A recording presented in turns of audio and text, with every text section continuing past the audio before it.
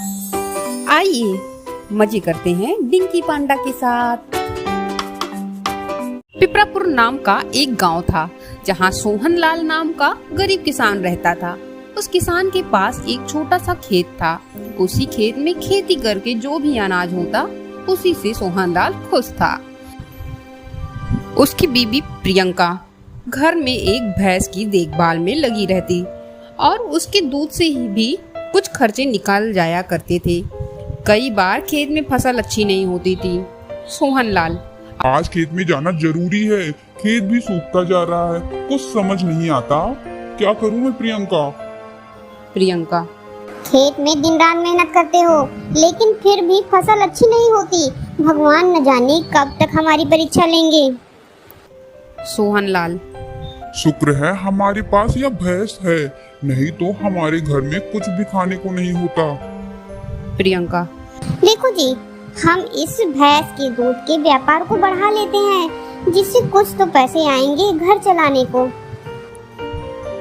सोहनलाल, बोल तो तुम सही रही हो, लेकिन खेत को भी तो छोड़ नहीं सकते। कभी न कभी तो बारिश होगी जिससे खेतों में नमी आ जाएगी और फसल अच्छी होगी। प्रियंका, क्या करे, कुछ समझ नहीं आती। मैं इस गरीबी से तंग आ गई। माँ जी की दवाइयों का खर्चा भी मुश्किल से ही निकल पाता है। सोहनलाल, तुम चिंता मत करो प्रियंका, भगवान के यहाँ देर है अंधेर नहीं। खेत में कुछ काम बाकी बचा है, मैं उसे निपटा कर आता हूँ। तुम माँ और बच्चों का ध्यान रखना। प्रियंका, जी ठीक है। सोहनलाल घर से निकलकर सीधा खेतों की तरफ जा रहा था। उसे रास्ते में महान पंडित मिले। वह सोहनलाल को देखते ही गाने लगे। आज शुभ दिन आया है, तेरी समय ने तुझे बुलाया है, जिस घड़ी का तुझे इंतजार था वह तेरे निकट चला आया है। सोहनलाल को थोड़ा अजीब लगा। सोहनलाल, यह क्या बोल रहे हैं पंडित जी? सोहनलाल मन में, मगर गांव के सब लोग जानते हैं कि ये एक महान पंडित है, इनका कहना कभी खाली नहीं जाता। सोहनलाल, प्रणाम पंडित जी, आज कहाँ को चल दिए और क्या बोलते जा रहे हो? वैसे तो रोज चुपचाप चले जाते हो। पंडित सोहनलाल को ही घूरे जा रहा था और वही गीत गाया जा रहा था। आज शुभ दिन आया है, तेरे समय ने तुझे बुलाया है, जिस घड़ी का तुझे इंतजार था वह तेरे निकट चला आया है। सोहनलाल, अच्छा पंडित जी, अब मैं चलता हूँ, खेतों में बहुत काम है, बुआई नहीं की तो फसल अच्छी नहीं होगी। उसके बाद सोहनलाल खेत में पहुंच गया और खेत खोदने लगा। आधा खेत खोद दिया। पूरा खेत खोदते हुए उसका फावड़ा किसी कठोर चीज से टकरा गया। सोहनलाल, यह क्या चीज है भला जिससे यह आवाज आई? पूरा खोद कर देखना पड़ेगा। सोहनलाल तेजी से खोदने लगा और वहां खोदने के बाद उसे एक पतीला मिला। सोहनलाल, यह क्या, पतीले को भी कोई जमीन में गाड़ता है? कल तक तो यहाँ कुछ नहीं था। खैर छोड़ो, अब मेरे खेत में मिला है तो मेरा हुआ, चलो घर ले जाता हूँ इसे। सोहनलाल पूरा खेत जोतकर पतीला लेकर अपने घर चल दिया और अपनी पत्नी से बोला, सोहनलाल, देखो क्या मिला है मुझे खेत में आज, लगता है कोई कल रात को ही गाड़ कर गया था। प्रियंका, बताओ तो, यह भी कोई खेतों में गाड़ने वाली चीज है? चलो अच्छा है, किसी काम तो आएगा। कितना अच्छा होता कि कहानियों की तरह सोने से भरा हुआ घड़ा मिलता आपको। सोहनलाल, अच्छा, आप सपनों को छोड़कर इस पतीले को साफ कर लेना, दूध निकालने के काम ही आएगा। तुम्हें अब कोई दूसरा बर्तन नहीं खरीदना पड़ेगा। प्रियंका, ठीक है, सफाई बाद में, अभी माँ जी को खाना देना है। सोहनलाल ने पतीले को नीचे रखा और अपने घर के कामों में लग गया।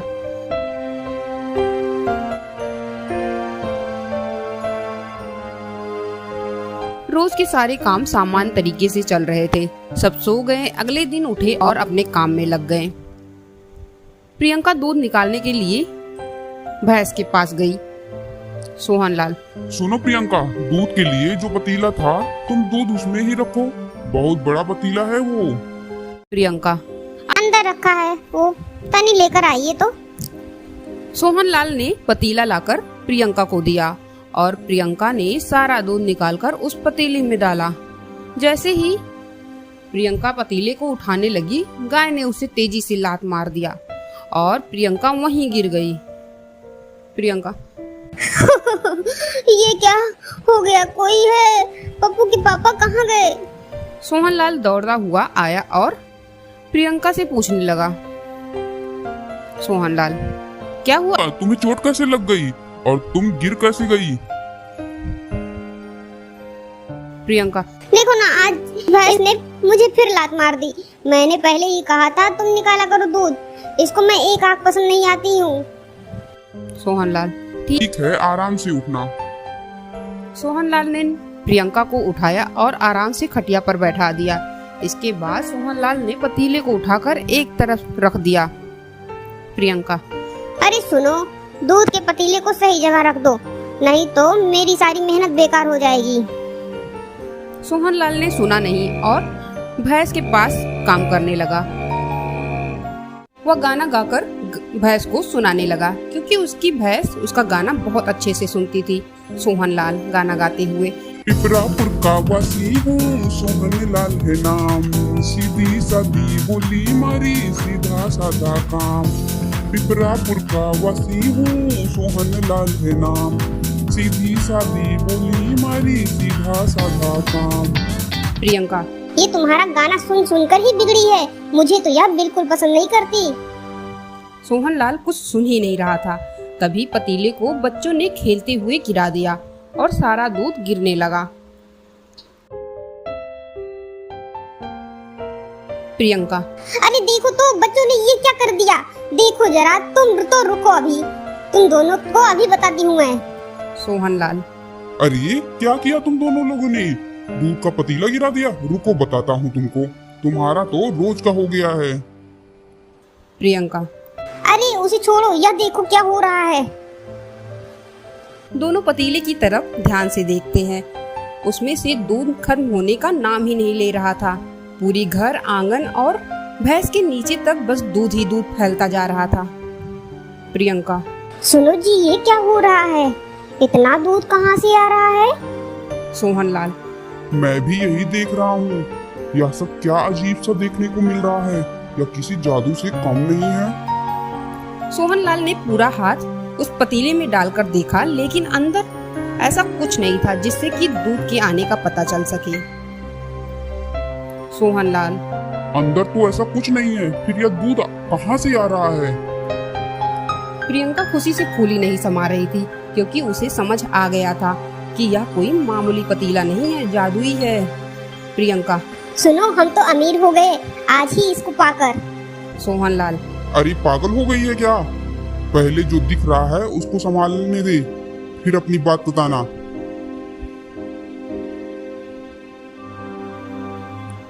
सोहनलाल ने धीरे धीरे घर के सारे बर्तन भर दिए, मगर फिर भी दूध खत्म नहीं हुआ। फिर उसने गुस्से में पतीले को उल्टा पटक दिया तो दूध बहना बंद हो गया।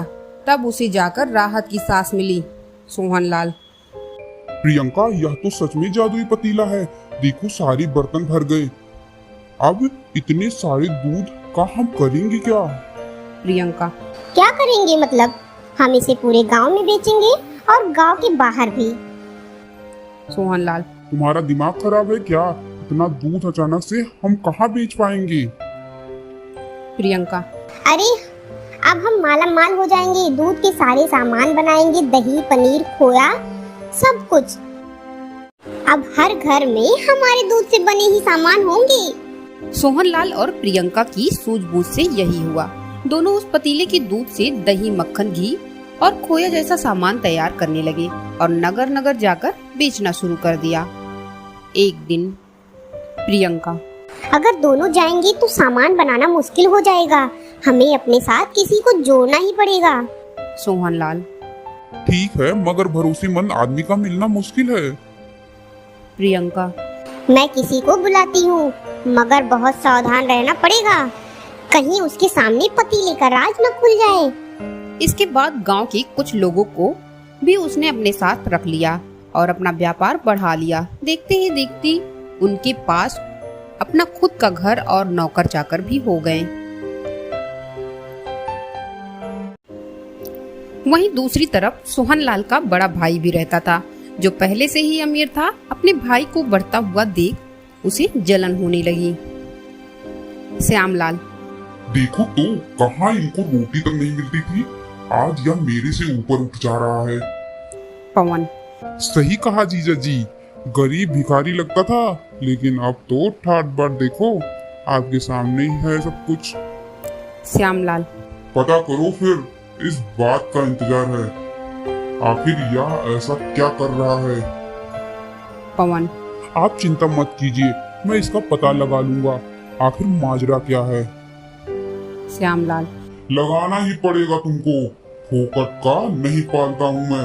तुम मेरी बीवी के भाई ना होते तो रास्ते में कोई भिखारी ही होते। पवन ऐसा सुनकर घर के बाहर आ गया और अपने दोस्तों के साथ बात करने लगा। पवन, यार यह जीजा जी ना जब देखो तब कुछ न कुछ बोलता ही रहता है, पहले तो इसका ही कुछ करना पड़ेगा। पवन का दोस्त, देखो एक काम करते हैं, तेरे जीजा को ही गायब करा देते हैं। पवन, नहीं यार, दीदी को पता चला तो हर एक पेड़ पर बंदर बन के घूमने को बोलेगी। पवन का दोस्त, तो एक काम करते हैं यार, प्रधान जी का कुत्ता छोड़ देते हैं, सुना है बहुत भगाता है, वो थक कर कुछ दिन अपने आप बिस्तर पकड़ लेंगे। पवन, नहीं यार, वो भी सही नहीं है, अगर गलती से काट लिया तो रोज रोज उठते बैठते मुझे काटेगा जीजा जी कुत्ता बनकर, यह भी सही नहीं है। पवन, अभी तो जीजा जी ने सोहनलाल के घर क्या चल रहा है उसका पता लगाने को कहा है, लेकिन कैसे लगाऊं कुछ समझ नहीं आ रहा है। पवन का दोस्त, अरे मैं बताता हूँ, गांव में दो चोर आए हैं, दोनों चोरी करने में खूब माहिर हैं, उनको सोहनलाल के घर भेज देते हैं कि पता करो माजरा क्या है, और लगे हाथ चोरी भी कर लेंगे।